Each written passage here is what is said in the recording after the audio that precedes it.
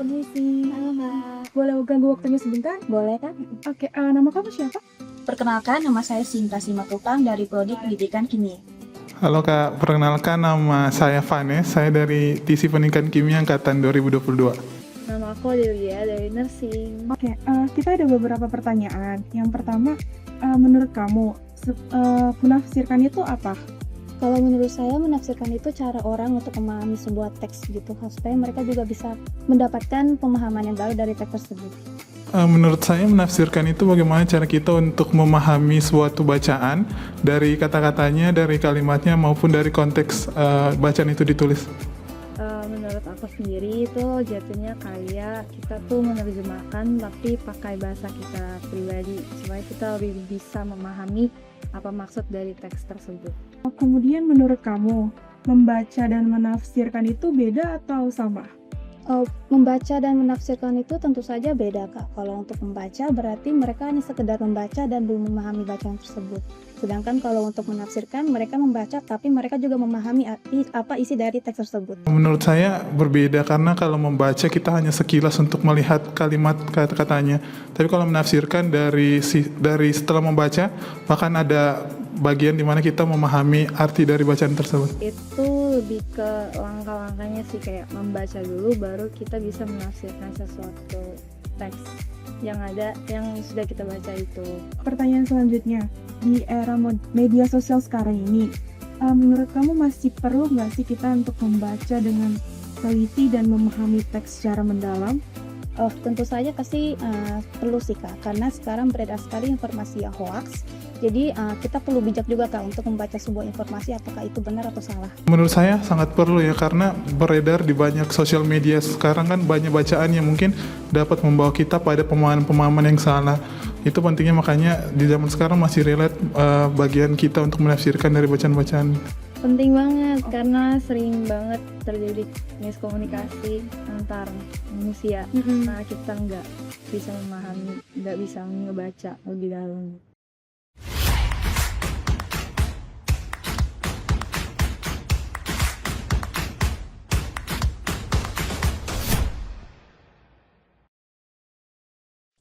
Sobat Infoliter, selamat datang kembali di channel YouTube kami, Smart Literacies for a Better Life.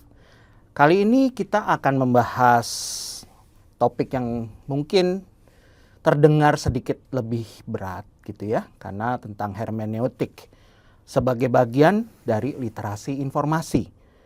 Seperti kita ketahui, literasi informasi itu memiliki beberapa tahapan, seperti mengidentifikasi kebutuhan informasi, kemudian melakukan penelusuran dengan menggunakan strategi penelusuran yang bisa lebih membuat penelusurannya lebih efektif, ya. Kemudian ada evaluasi, pemilah dan memilih informasi, kemudian juga ada analisis dan sintesis informasi itu sendiri sebelum digunakan sebagai bahan dasar untuk menghasilkan pengetahuan.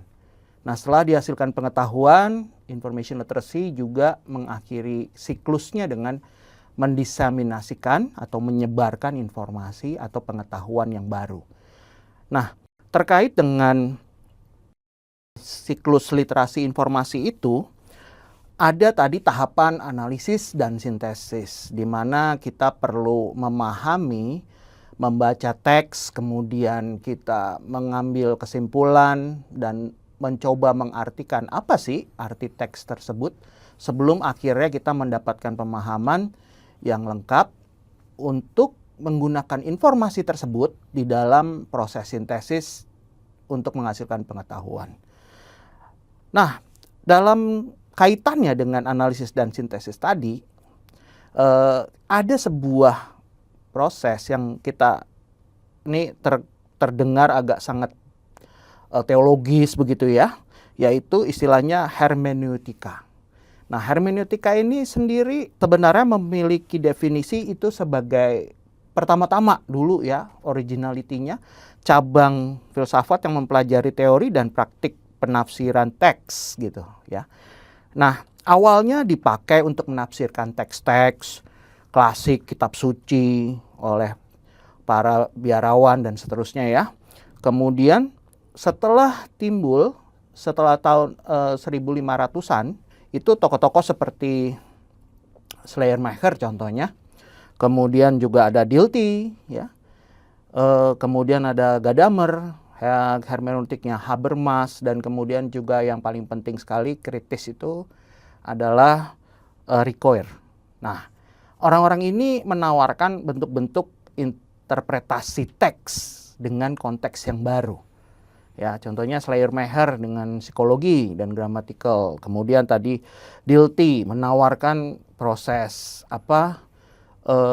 interpretasi teks itu sebagai hal yang lebih dalam, yaitu mengenai konteks sebuah metodologi, itu kegiatan metodologi. Gadamer juga memberikan konsep baru tentang interpretasi teks seperti kesepahaman antara sumber dengan masyarakat yang sekarang. Kemudian Habermas dan Ricoeur itu juga membahas bagaimana proses interpretasi teks itu tidak dilakukan secara literal saja, tapi justru ada kecurigaan situ di mana teks harus diinterpretasikan secara kritis.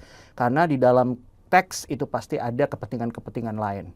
Nah, ketika kita melihat perkembangan interpretasi tadi, hermeneutik itu dari proses teologis ya, melibatkan teks-teks biblis gitu ya, kemudian menjadi sebuah metodologi untuk mengartikan teks, memahami teks gitu. Nah, ini kaitannya sangat erat dengan literasi informasi. Nah, sekarang yang akan kita bahas adalah apakah ketika kita berusaha memahami teks ya dengan menggunakan konteks akademik misalnya, lantas kita bisa meninggalkan begitu saja konteks biblisnya atau kebenaran Alkitabnya.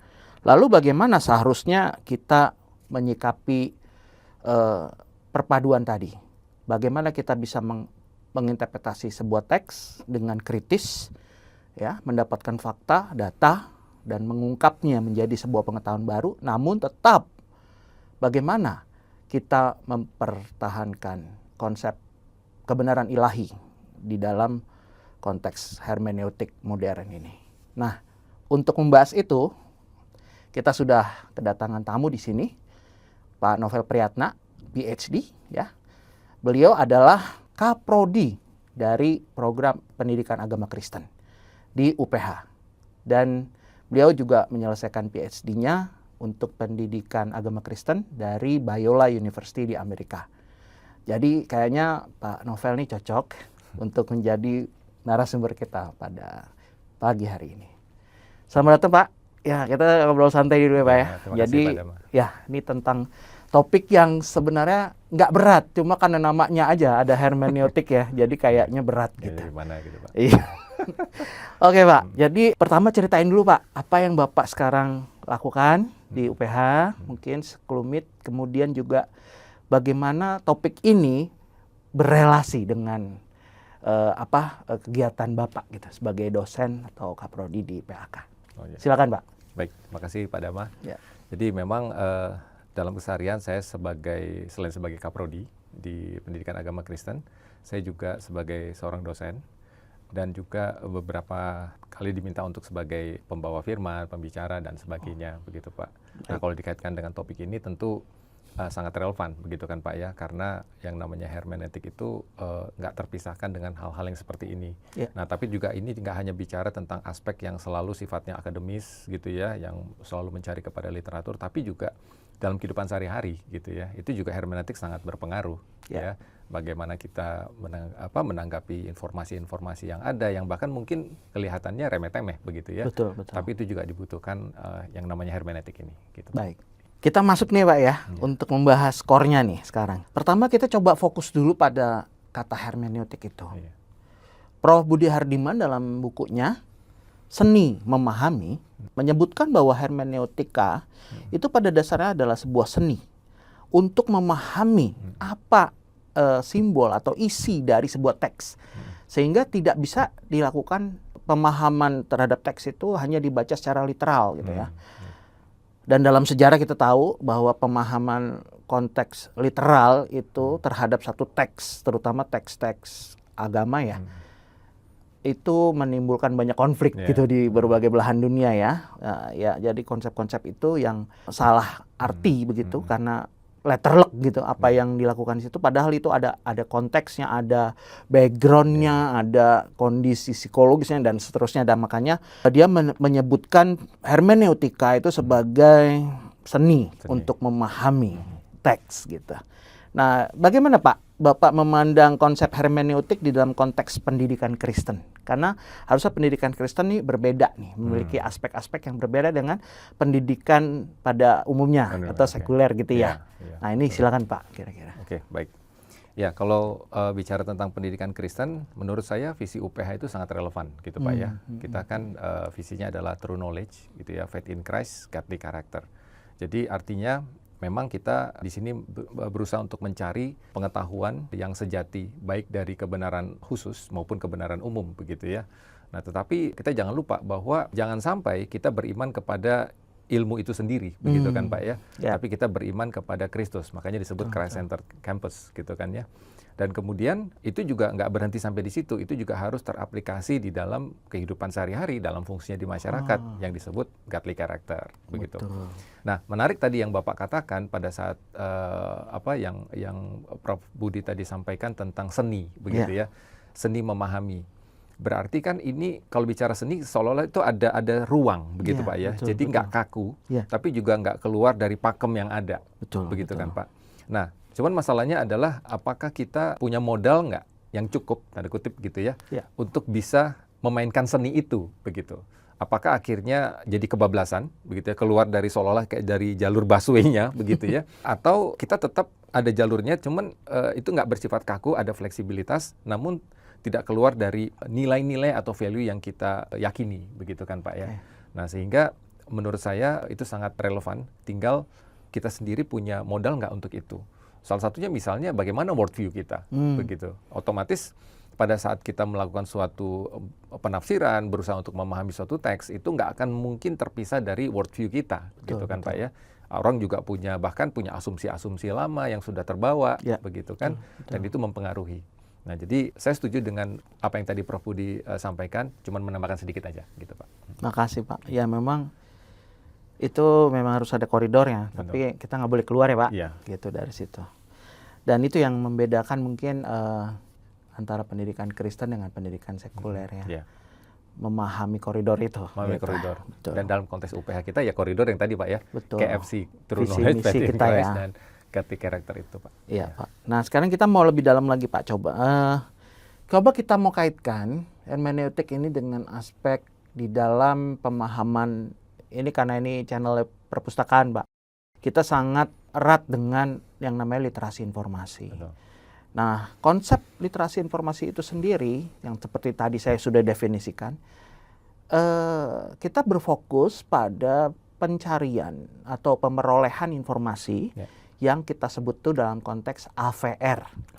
Ya, akurat artinya tepat, bisa dikonfirmasi oleh sumber lain dan seterusnya gitu. Kemudian juga valid, validitas tuh bisa terverifikasi, terreview gitu ya. Jadi nggak asal aja terbit gitu ya informasi itu. Nah kemudian yang terakhir itu relevan. Relevan tuh artinya informasi itu bagus, tapi kalau nggak sesuai dengan kebutuhan informasi kita ya percuma gitu. Jadi itu ketika kita bisa mendapatkan AVR, informasi yang AVR itu, itulah disebut manusia itu atau researcher atau dosen atau siapapun insan pembelajar itu menjadi literate disebutnya begitu.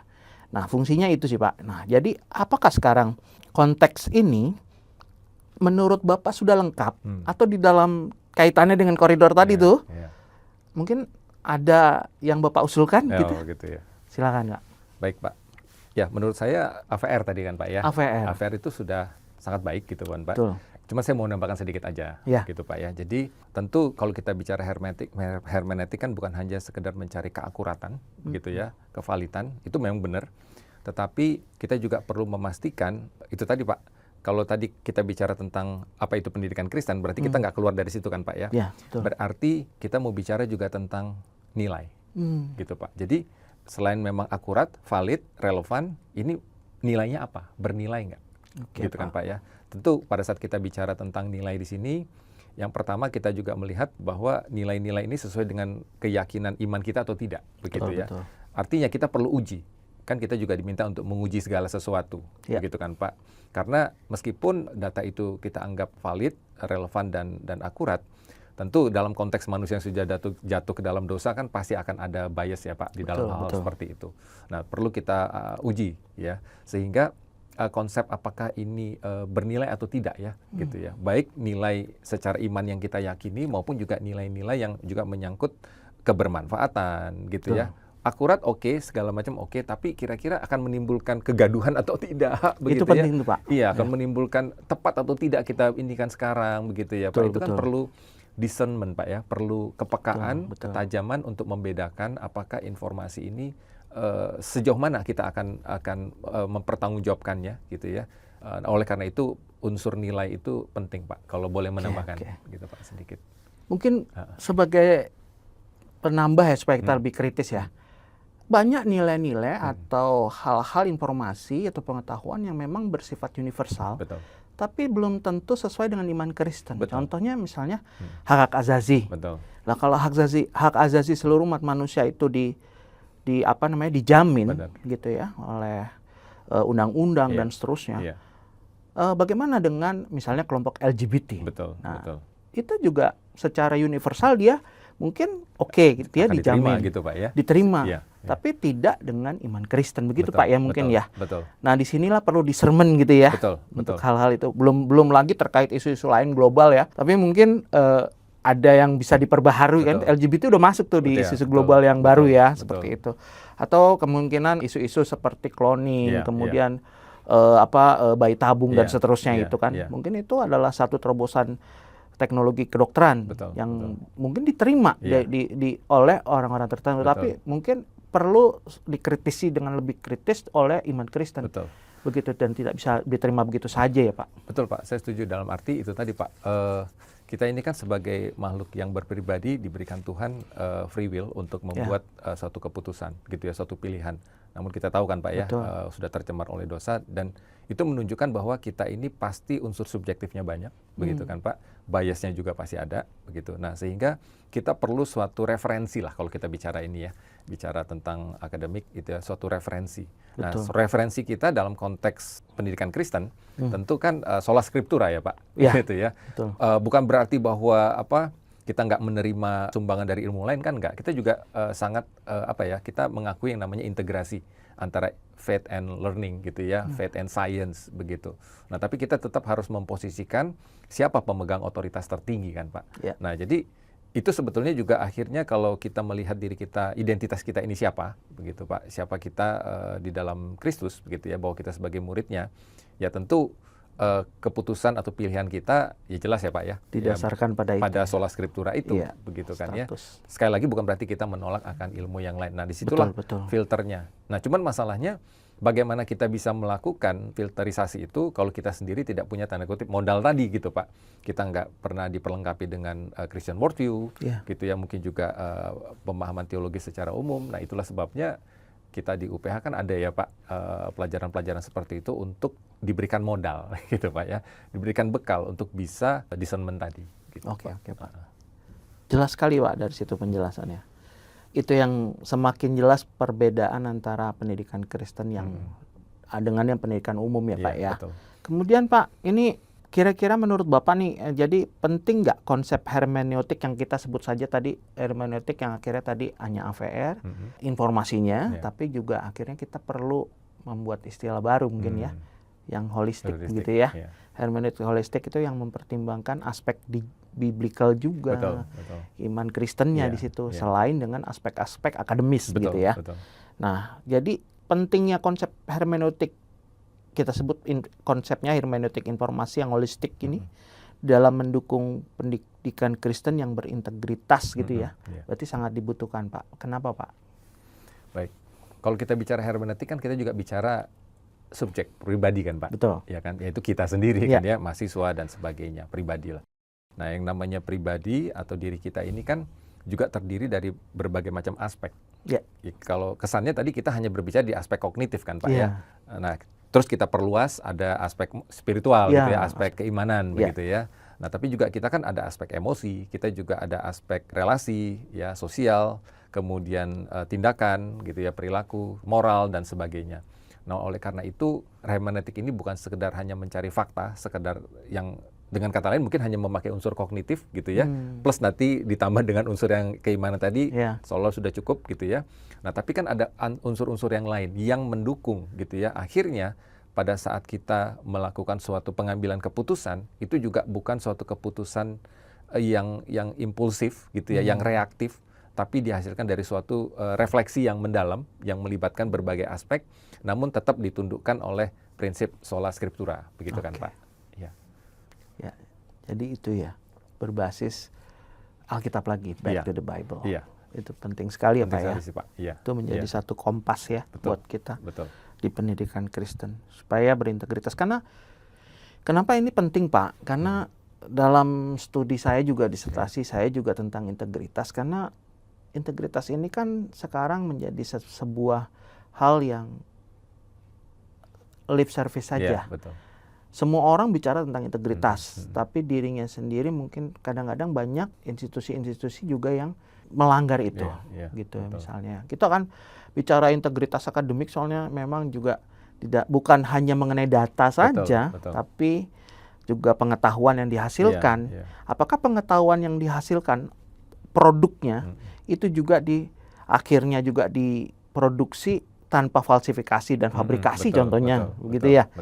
Nah, kemudian nanti itu akan sangat berpengaruh juga kalau misalnya data yang diambil juga sudah tidak tapi dipaksakan misalnya dengan konsep-konsep tadi falsifikasi dan fabrikasi, akhirnya membuat produknya juga jadi tidak tidak baik ya. Artinya ini menjadikan sebuah produk yang rusak menurut saya. Cuma kadang-kadang sistem kita kan di Indonesia kalau misalnya dapat hibah atau apa segala macam, kita tidak harus menyerahkan datanya, data setnya, tapi laporannya saja. Padahal laporan itu pun sangat rentan terhadap falsifikasi, fabrikasi seperti itu. Ada celah. Dan penggunaan data juga sangat penting. Jadi data yang diambil yang menguntungkan saja fabrikasi dan falsifikasi. Nah, jadi menurut saya ini penting banget. Harusnya pendidikan Kristen bisa memberikan perbedaan banyak ya Pak di situ ya. Kalau boleh saya tambahkan sedikit Pak, itu juga akhirnya menunjukkan bahwa hermeneutik ini bukan sekedar urusan pribadi Pak. Semacam kayak one man show kita sendiri, tapi kita perlu melibatkan support system Pak. Ya kan Pak. Jadi artinya dengan prinsip bukan hanya individual tapi juga komunal, kita kan bisa saling mensupport, tapi juga bisa saling mengingatkan. Tentu dengan orang-orang yang kita harap punya worldview yang sama ya Pak ya, gitu. Kalau enggak kan justru akan semakin banyak ketidakpertentangan dan sebagainya, begitu ya. Makanya tadi saya katakan kalau kita sepakat dengan hermeneutik holistik, itu bukan hanya sekedar masalah individu kita. Kita perlu mengakui kelemahan kita. Kita perlu humble ya, bahwa kita nggak tahu semuanya ya, kita punya keterbatasan. Oleh karena itu kita perlu melibatkan rekan gitu ya, melibatkan kolega kita gitu ya, sebagai suatu support system untuk saling memperkuat, untuk saling menjaga, begitu kan Pak ya, untuk saling mensupport supaya itu tadi di tengah kelemahan kita kecenderungan untuk keluar dari jalur itu ya sebagai orang berdosa pasti ada kan Pak, begitu kan Pak. Nah disitulah fungsi sesama ini ya Pak dalam suatu komunal, begitu kan Pak, kita bisa saling support di situ, saling mengingatkan di situ. Itu sih Pak sedikit tambahan. Ya ini jadi akhirnya tidak bisa menjadi sebuah ide individual ya, tapi harus menjadi gerakan dari yang sevisi ya, digerakkan oleh dasar yang kuat tadi gitu. Dan itu bukankah nanti juga artinya bisa saling mengcopy ya, bisa saling memodel ya. Apalagi misalnya dengan yang senior dengan yang junior ini juga akan melihat, oh ternyata yang senior ini menunjukkan hal yang kok unik ya, berbeda ya. Itu kan menjadi suatu insight juga bagi dia untuk ya ini model yang baik ya. Itu kan kesempatan juga kan Pak untuk kita mempengaruhi dalam konteks yang positif, begitu kan Pak ya. Modeling ya. Iya, modeling gitu. Wah, bagus Pak. Jadi sepertinya kita sudah banyak dapat untuk kedalamannya tentang bagaimana hermeneutik holistik itu penting ya Pak ya. Sekarang kita mungkin akan masuk ke hal yang berikut, begitu. Coba kita akan hubungkan ini dengan konteks di dalam masyarakat berbasis informasi atau kita sebut, kita lebih gede lagi nih, bukan di akademik institution aja gitu ya. tapi ini sebagai masyarakat berbasis informasi atau information based society. Iya. Ada satu hal yang mungkin tanggung jawab moral yang berat ya, lebih berat dibanding kalau yang waktu kita belum memasuki tahap itu. Betul. Karena dulu kita tidak pernah dituntut untuk menggunakan, memanfaatkan, menyebarkan informasi dengan Iya, bertanggung jawab. Tapi betul. kalau sekarang hal ini udah menjadi hal yang penting. Betul. Eropa Union itu sudah menerbitkan sebuah tatanan baru untuk bagaimana kita harus bertanggung jawab terhadap informasi data yang Betul. kita berikan begitu. Nah, terkait dengan tadi kegiatan pembelajaran di pendidikan kita itu pasti juga akan menghasilkan produk akademik yang nantinya bisa dimanfaatkan oleh masyarakat. Nah, kemudian hermeneutik holistik ini pasti menjadi lebih penting ya Pak, karena ada gejala di satu sisi kita tadi fokus pada menghasilkan produk yang berintegritas. Betul. Gitu ya. Tapi di sisi lain kita juga memahami bahwa ada gejala-gejala lain seperti misalnya information overload. Itu sebenarnya pemicu dari information based society Betul. tadi. Information overload itu kayak tsunami informasi. Tsunami informasi ya. Iya. Sepakat, Pak. Itu saat ini luar biasa, bertambah luar Iya. biasa sehingga Iya. kita harus mampu berselancar di atas Iya. dan nggak tenggelam di Betul. dalamnya gitu ya. Betul. Nah, salah satunya keterampilan literasi informasi tadi. Nah, kemudian itu dibutuhkan. Nah, sekarang information overload itu menghasilkan juga memicu masalah lain, Pak, dalam masyarakat karena mengambil informasi itu begitu mudah dengan teknologi. Bagaimana hermeneutik yang holistik tadi? Ini kita ngomongin overload-nya dulu ya. Iya. Di tengah-tengah kayak begini, kondisi di mana informasi itu ratusan kali lipat dibanding 10 tahun sebelum kita, yang ini sebelumnya gitu. Bagaimana ini menjadi lebih penting, Pak, strategis? Baik, Pak. Kalau saya melihat bahwa hermeneutik holistik itu tidak terbatas pada aspek akademik, gitu kan, Pak. Tadi kita memang sudah sepakat untuk itu. Nah, tapi maksud saya adalah dalam aplikasinya, itu juga nggak bisa dualisme bahwa saya hanya melakukan hermeneutik holistik dalam konteks akademik, tapi tidak dalam pola keseharian. Itu kan suatu pola, gitu kan, Pak, ya.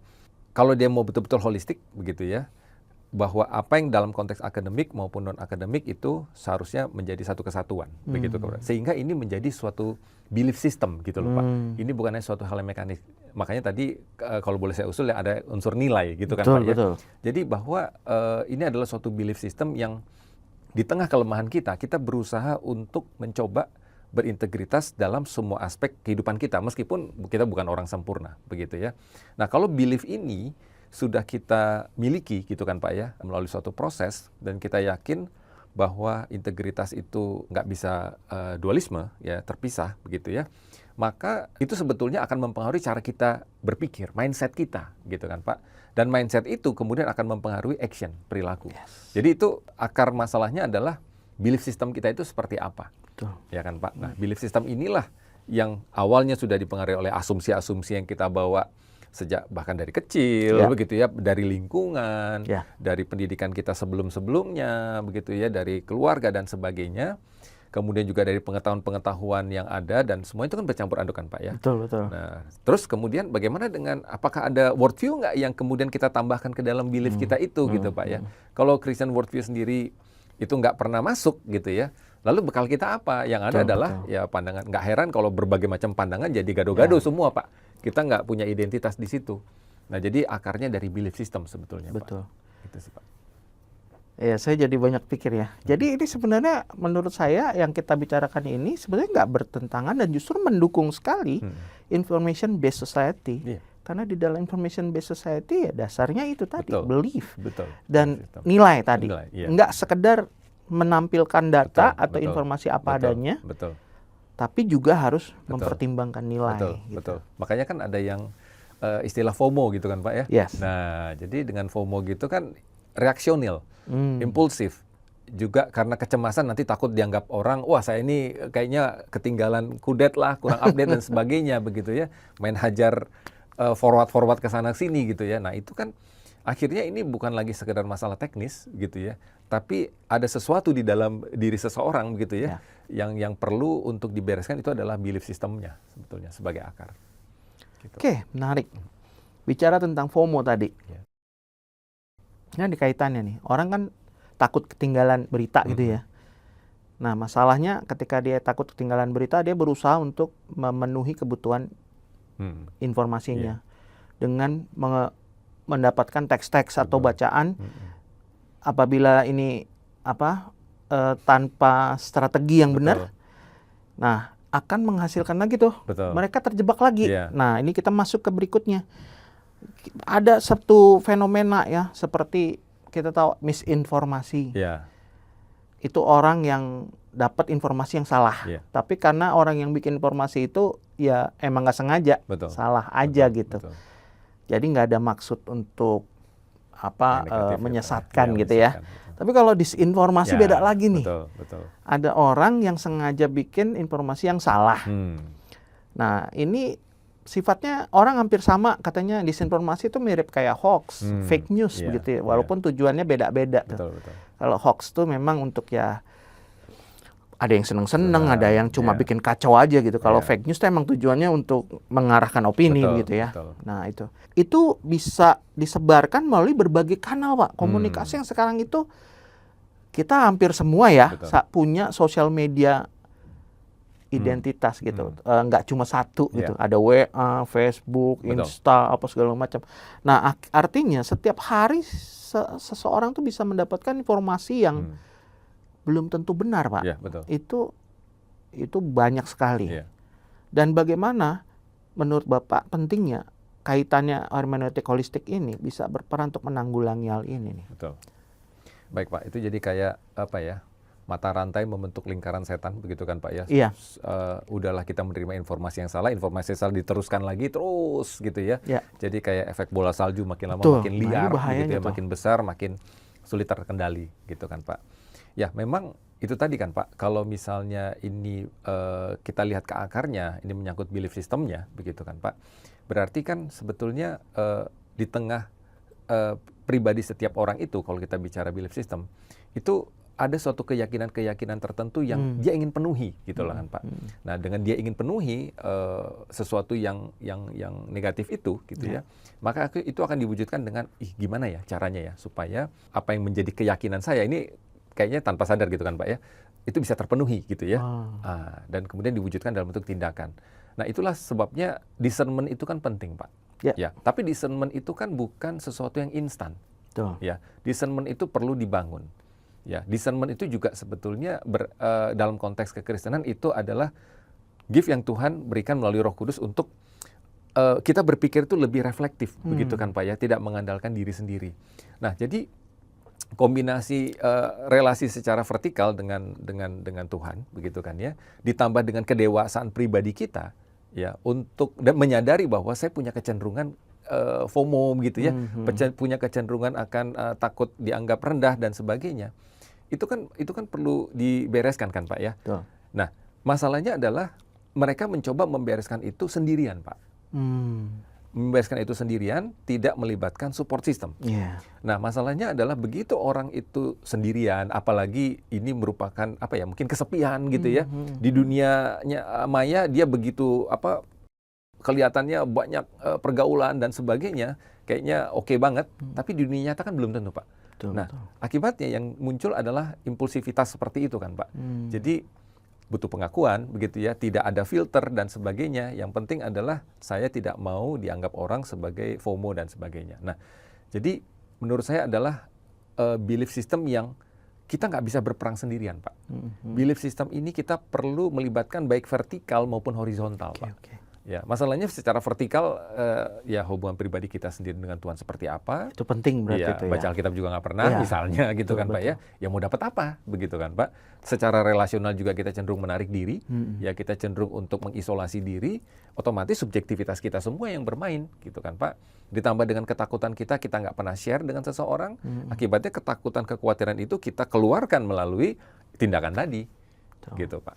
Jadi menurut saya sih salah satu akarnya di situ, gitu, Pak. Ini ada dua hal yang penting tadi terkait pemenuhan kebutuhan ya, atau usaha untuk diakui tadi ya, seperti itu. ada orang yang butuh informasi FOMO, jadi dia ngambil informasi tanpa tahu Betul. yang mana untuk discerning. Iya. Padahal hermeneutik ini penting kan Betul. untuk membaca dulu dan mengartikan. Yang kedua, ada orang yang emang pingin diakui Pak ya, Betul. aktualisasi diri Aktualisasi dengan diri. membuat heboh gitu. Heboh, iya. Nah, hoax-hoax gitu ya. Iya, iya. Atau memang ada kepentingan lain, Mm-mm. golongan tertentu atau kelompok tertentu yang memang emang mau mengarahkan informasi betul. atau framing Iya. informasi untuk kebutuhan mereka ya. Betul, betul. Jadi terlalu banyak kepentingan di situ Betul, yang bisa. betul sih, Pak. Iya. Dan ini sangat penting ya Pak, berarti Betul. ya, esensial sekali. Iya. Makanya juga mungkin dengan konsep mindfulness itu menjaga kesadaran akan apa yang kita lakukan kan Pak ya. Betul. Ini apa sih nanti efeknya, dampaknya, begitu kan? Ini sebetulnya dengan menyebarkan informasi atau memberikan ini, itu sebetulnya sangat egois nggak sih kita, self-center nggak? Iya kan Pak? Ini demi kepentingan apa? Iya. Demi kepentingan siapa? Begitu kan ya? Kita pikir bahwa mungkin, wah ini kan untuk menolong orang dan sebagainya. Kadang-kadang itu bungkusan aja Pak. Itu dalamnya adalah agenda pribadi semua kan? Betul, betul. Nah, itu yang perlu dicermati. Ini nice-nya gini Pak, contoh, ada orang yang sebenarnya mungkin nggak bermaksud untuk mengabarkan hoax ya, Iya. yang nggak jelek gitu. Iya. Contoh dia baca misalnya manfaat daun salam untuk direbus dan menghasilkan apa namanya obat buat melawan kanker dan seterusnya gitu. Dalam artian ini kan kalau sebenarnya disebarkan mungkin tidak terlalu berefek Iya, ya, iya. negatif ya. Tapi nothing gitu, Iya, nggak berguna. Hmm. Karena sebenarnya ini belum ada uji klinis Uji dan klinis, si oke, orang ini oke. terlalu percaya banget Oh, sama itu. data Oke, itu. Oke. Padahal dia harusnya bisa ngecek lagi ke jurnal, Betul, artikel betul, gitu, betul, penemuan terbaru tentang Betul, hal itu, Betul. sehingga dia bisa lebih bertanggung jawab ketika dia Betul. mengedarkan Betul. gitu. Betul. Ya ini tidak terlalu merusak, tapi artinya tidak berguna Nah, ini gitu. juga, betul. Salah Malah nanti juga. ujung-ujungnya bisa ini ya Pak ya. Bisa sakit atau gimana gitu. Kontraproduktif jadinya. Tidak produktif, Betul, betul. kontraproduktif. Iya, Nah, iya. hal-hal ini kan ya itu ya Iya. yang terjadi dalam Betul. masyarakat. Udah gitu kita kan di WA grup itu biasanya kalau udah dapat sesuatu fakta gitu kirim aja langsung. Betul, betul. Nah, ini ikut salah Betul, lagi ikut salah orang-orang lagi, di situ karena Betul. tanpa baca, tanpa Iya. mengklarifikasi Betul. data, Iya. memahami apa Betul. sih sebetulnya informasinya, dia langsung Betul, edarin. Betul. Jadi banyak pihak Pak ya Betul, sebetulnya betul. yang berantai ini Iya, iya. perlu juga ya Betul. memahami hermeneutik holistik ini. Betul. Begitu. Makanya dengan program edukasi seperti ini, akhirnya niat baik aja nggak cukup, tanda kutip gitu Betul, kan betul, Pak, ya. Pak. Artinya kedewasaan di dalam menyikapi informasi itu juga penting gitu ya. Seperti yang Bapak katakan tadi, maksudnya juga baik, nggak salah Iya. gitu. Tapi seiring dengan saya juga pernah banyak salah gitu kan Pak ya dalam sebelum-sebelumnya begitu. Tapi kan kita belajar ya bahwa informasi itu perlu dicek recheck lagi begitu Betul. ya. Jangan sampai maksudnya baik tapi kemudian akhirnya malah menyesatkan ataupun kontraproduktif. Jadi pendewasaan itu juga penting sih Pak, belajar dari kesalahan, belajar dari otomatis menambah pemahaman kita juga ya bahwa jangan impulsif deh gitu ya di dalam menyebarkan informasi, perlu betul-betul discernment itu penting. Gitu. Discernment ya. Iya. Oke. Oke, untuk yang orang yang masih bisa kita ajarin Pak, kalau tadi cara mengecek hoax apa gitu, itu bidang literasi informasi bisa mengcover itu. Iya. Ya, kemudian ditambah lagi tadi dengan nilai, Iya. nilai biblis dan seterusnya. Tapi sekarang ada hal yang memang agak susah nih. Ada gejala yang ada di dalam masyarakat kita ini yang dinamakan dengan misalnya post-truth ya. Oke. Nah, itu budaya untuk membangun opini publik berdasarkan keyakinan pribadi Betul. aja, Iya. bukan dengan melihat kebenaran Betul, fakta gitu ya. Betul. Nah, ini pun ada lagi yang namanya bias informasi, Disinformasi. Ya. di mana seseorang hanya merasa percaya pada apa yang dia believe, Betul. sehingga dia nggak mau menerima kebenaran lain, Ya. gitu, fakta. Padahal Iya, itu ada iya, fakta gitu, iya. benar gitu. Nah, kemudian ada lagi yang ya mirip-mirip tapi disebut echo chambers. Ke chamber, ya. Itu ruang gema gitu. Nah, ini menarik ya. Kalau ruang gema ini bicara di mana ekosistemnya orang itu ada di dalam ekosistem yang punya konsep yang sama. Jadi ya dia tukar pikiran dengan orang-orang di sekitarnya yang punya same belief Betul, gitu betul. tentang sesuatu hal Betul, gitu. iya. Jadi kalau ini ngumpul pembela LGBT semuanya di dalam satu WA group contohnya ya. Iya, iya. Nah, mereka tuh akan saling bela tuh Betul, oke. kebenaran-kebenaran itu. Jadi informasinya ya didiscern menurut Iya, kebenaran iya, mereka tuh. Iya, iya. Nah, begitu ya. Nah, hal ini yang menurut saya menjadi sebuah tantangan yang agak sulit, Pak, Betul, untuk kita hadapi Betul. sebagai pemerhati dan pegiat literasi informasi. Betul, Karena betul. untuk hal-hal yang ini nih sepertinya membutuhkan apa ya? Divine Iya, iya, iya. action gitulah Iya, ya, iya, iya. untuk mengubah cara Iya, berpikir dan seterusnya. Nah, ini Iya. kira-kira menurut Bapak sendiri di dalam pendidikan agama Kristen yang sekarang Bapak gumuli di Iya. prodi ini, Iya.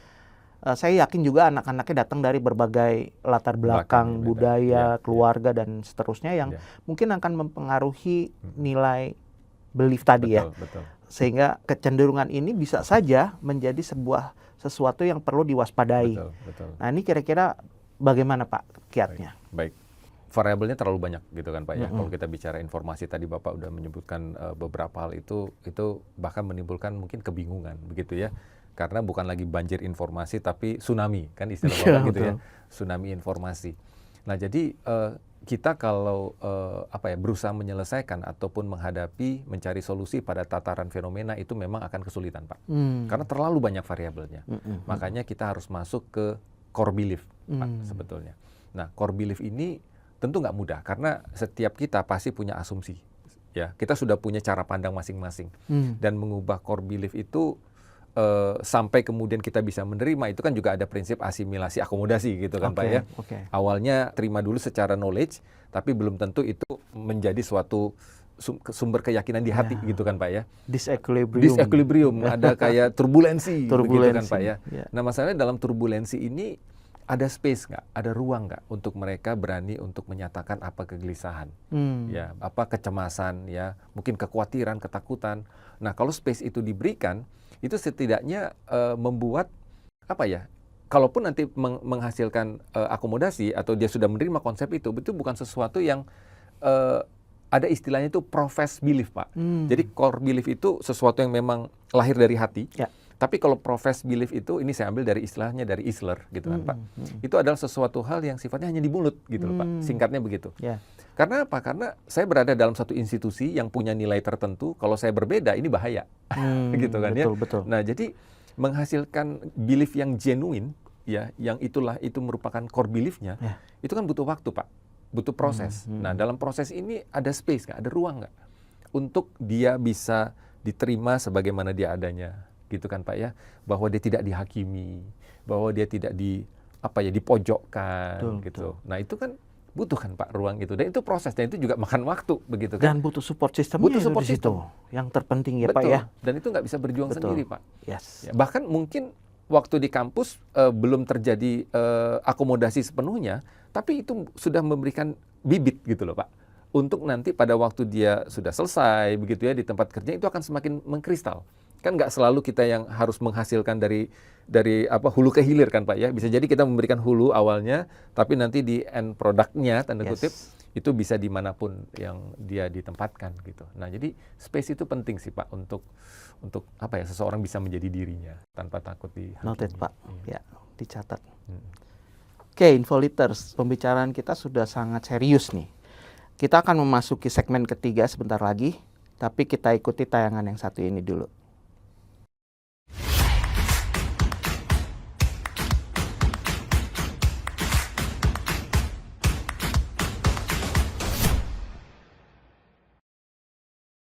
Masih boleh tanya-tanya lagi ya? Boleh. Oke, kesulitan apa yang sering kamu alami saat kamu lagi memahami atau membaca sebuah informasi? Kalau saya pribadi, saya sering sekali menemukan banyak informasi yang hoax gitu kan Kak. Karena saking banyaknya, jadi saya tidak tahu apakah ini benar atau salah gitu kan. Apalagi kalau saya mencari informasinya tuh secara keseluruhan, terus saya mencari mana yang benar, tapi masih ada aja informasi yang hoax gitu sih Kak. Yang sering saya alami sih bagaimana saya memahami kata-katanya sih. Terkadang ada kata-kata yang sulit saya pahami atau baru saya dengar. Biasanya tuh lebih ke bahasa yang berat, kayak kosakata yang berat gitu. Kadang kan ada beberapa kosakata dari KBBI yang belum aku pahami, yang kayak asing. Iya. Jadi itu sih yang jadi kesusahan. Oke, pertanyaan terakhir nih Sinta. Menurut kamu, perlu nggak sih perpustakaan mengadakan pelatihan supaya mahasiswa bisa lebih paham dalam memahami sebuah informasi? Pasti perlu sih Kak, karena sekarang kan mahasiswa juga masih kurang sih Kak. Kalau saya lihat, apalagi teman-teman saya juga masih kurang dalam mengolah informasi Kak. Tapi Menurut saya itu sangat perlu sih. Kalau menurut saya mungkin penting ya untuk perpustakaan mengadakan pelatihan seperti itu, apalagi ya seperti kita tahu banyak informasi sekarang yang beredar di sosial media di mana kita selalu mengaksesnya lewat handphone kita. Jadi dengan ada pelatihan tersebut membuat kita semakin bijak untuk memilah-milah lagi informasi. Menurut aku penting, perlu juga karena itu jadi menarik kayak agar mahasiswanya datang terus, kan itu juga seru kan acara-acara kayak gitu. Oke, thank you Adele. Iya.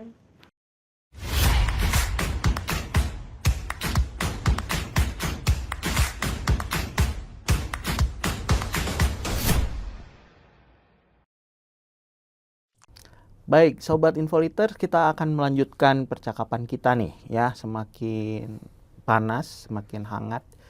Karena memang ternyata ketika kita bicara hermeneutik, kita nggak bisa bicara tentang hanya telaah teks saja, tapi juga ini berkaitan dengan banyak isu di dunia, di masyarakat berbasis informasi. Jadi efektif, memang seseorang yang bisa akhirnya diperlukan discerning tadi ya, yang penting sekali. Nah ini yang nanti coba kita akan bahas di segmen ini, bagaimana aplikasinya di dalam kehidupan baik akademis maupun bermasyarakat. Baik Pak, kita kembali ya ke dalam diskusi kita yang menarik ini. Nah sekarang saya coba mau melihat bagaimana fenomena-fenomena dari dan dampaknya tadi ya. Itu kan masalah-masalah masyarakat informasi itu sudah kita bahas tadi. Misinformasi, disinformasi, bias informasi. Betul. Bahkan ini secara politik pun banyak berefek loh Pak ya. Betul. Ya gitu.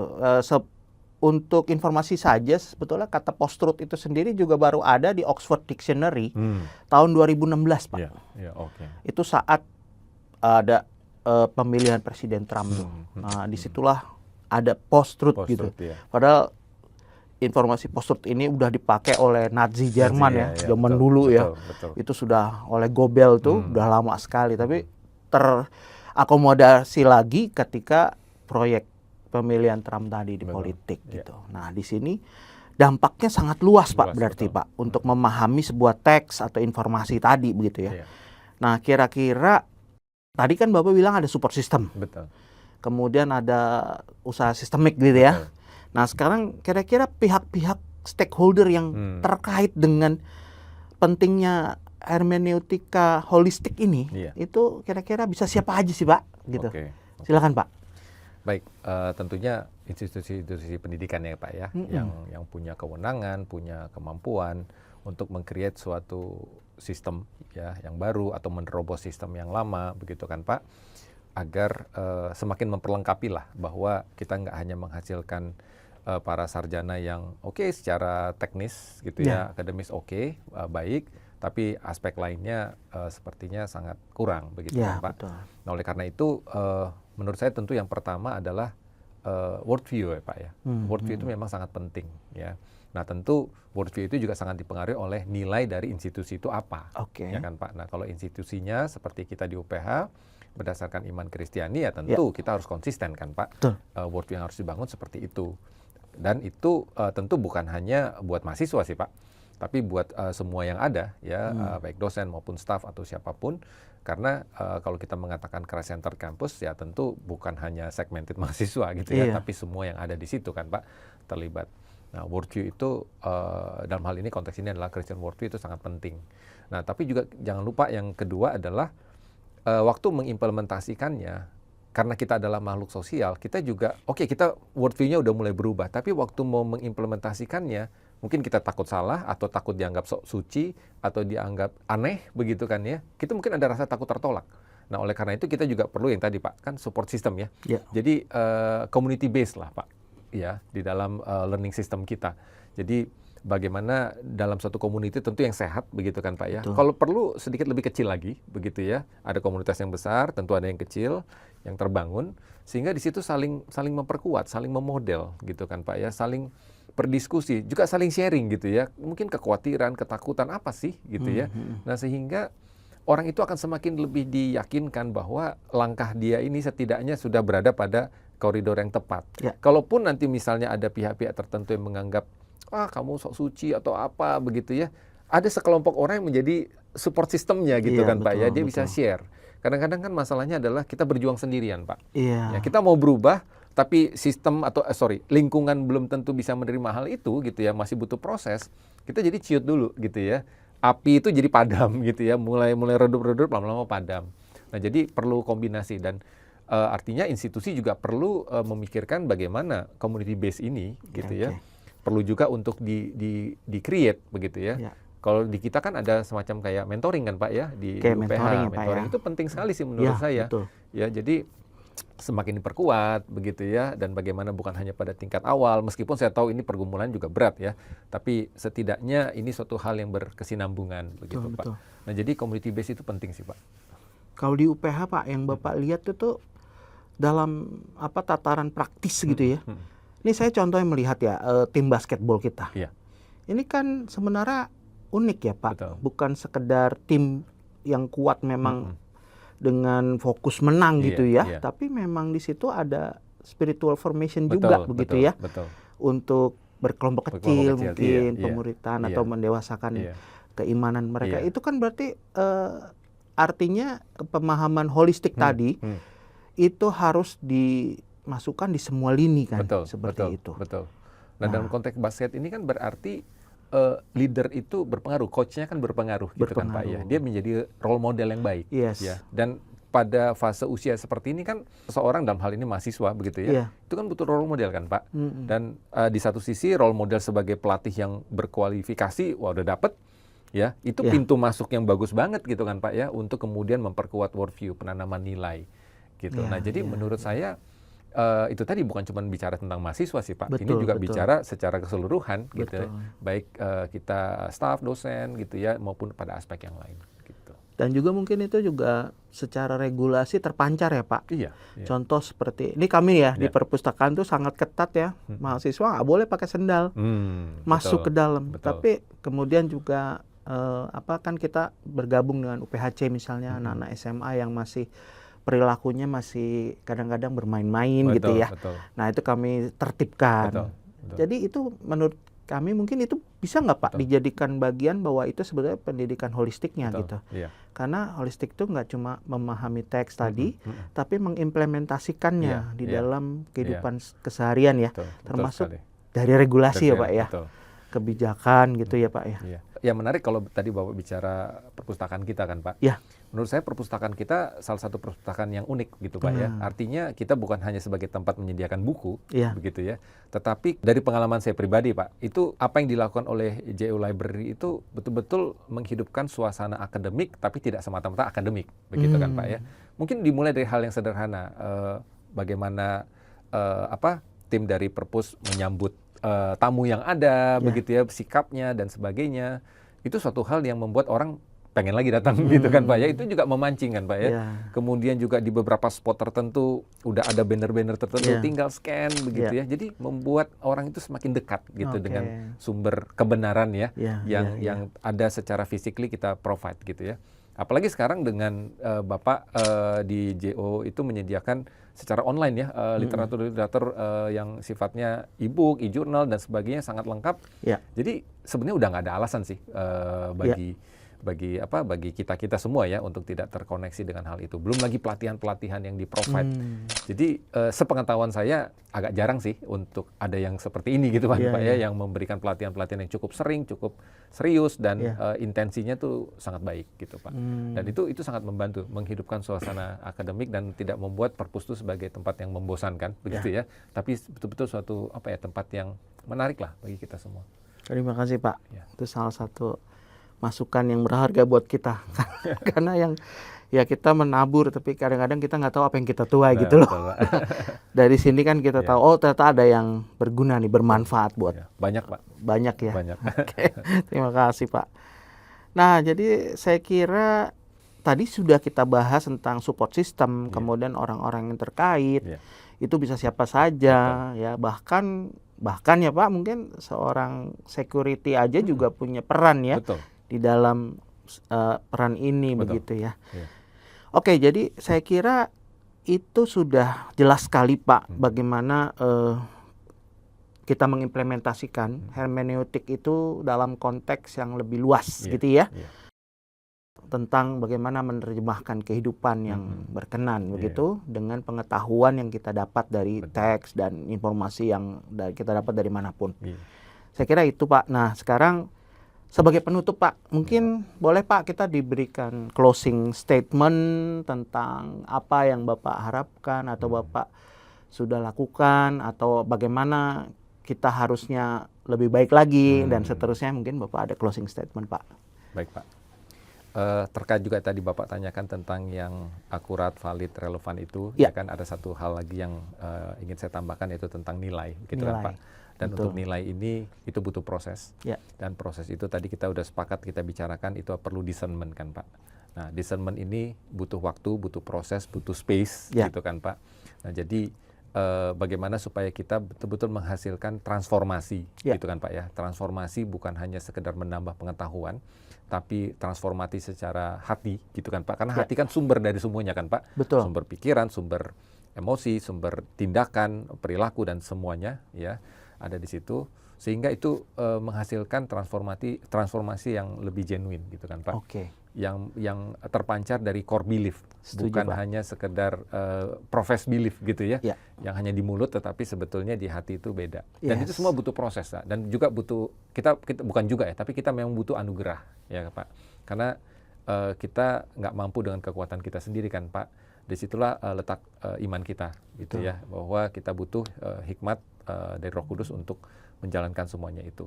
Dan institusi kita bersyukur di UPH kita juga mendapatkan banyak support, banyak dukungan, ya banyak hal yang kita terima di sini itu sebetulnya menjadi suatu instrumen yang sudah baik, ya gitu Pak ya, untuk kita sehingga sebetulnya udah nggak ada alasan lagi sih Pak untuk tidak mencoba untuk masuk ke dalam proses pendewasaan itu, gitu dalam proses pendewasaan untuk hermeneutik itu, meskipun kita pasti banyak kelemahan, pasti akan ada kegagalan, begitu ya. Tapi kita jangan berjuang sendiri, kita butuh support system gitu kan Pak ya.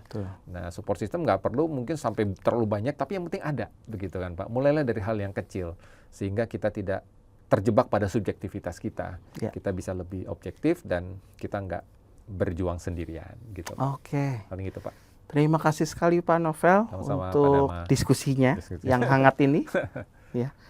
Baik. Infoliters, demikian tadi kita sudah menyelesaikan diskusi kita tentang hermeneutik informasi yang holistik ya di dalam konteks literasi informasi.